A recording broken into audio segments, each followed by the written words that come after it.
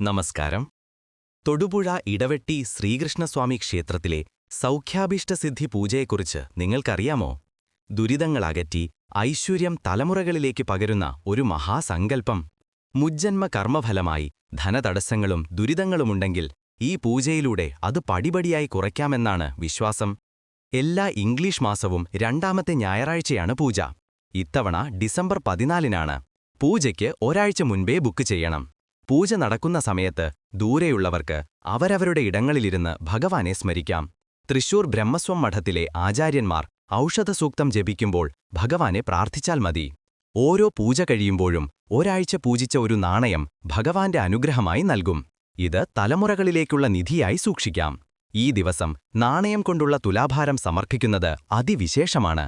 ആഗ്രഹ സാഫല്യത്തിനായി ചെയ്യുന്ന ഏറ്റവും പ്രധാനപ്പെട്ട വഴിപാടായിട്ടാണ് നാണയപ്പറ സമർപ്പണത്തെ ഭക്തർ കാണുന്നത്. കൂടുതൽ വിവരങ്ങൾക്ക് ക്ഷേത്രവുമായി ബന്ധപ്പെടുക.